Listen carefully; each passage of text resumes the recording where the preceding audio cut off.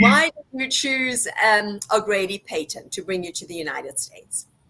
Yeah, it may sound, unreal, but during the time of the pandemic, I was aiming to work in a different country, really. But the pandemic hit, and my processing got delayed. And then I prayed so hard, to God to give me some insight of where should I go next. And then eventually, one day, I got a message from my cousin, and she told me she was still working with O'Grady Payton that time, and she told me that O'Grady Payton provides support with nurses who don't have NCLEX yet.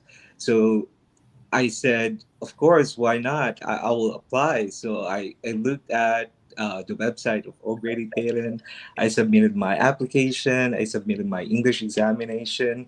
And then after a few days, I got a word from the recruitment team, and they sent me some checklist which I filled out right away because I'm very eager to process my application and to go to United States right away.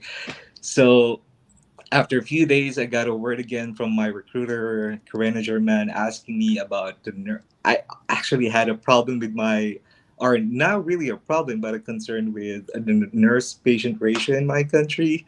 So she didn't give up until I get a go signal or an offer to be with OGP. So eventually, I got an offer for the pre NCLEX program, wherein they will support me with my NCLEX processing and everything. So it is like a 5 month review.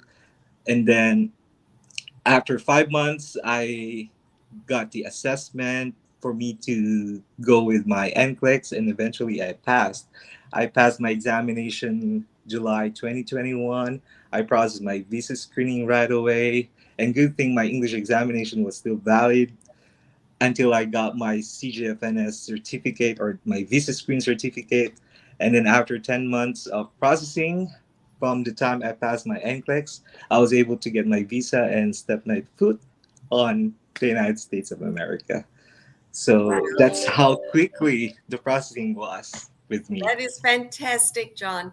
And tell us what it was like when you first put your step on the United States soil. I Tell us about that couldn't moment. believe. You know what? When I first went to when I first got here in the United States, I still couldn't imagine myself. I feel so blessed to be here.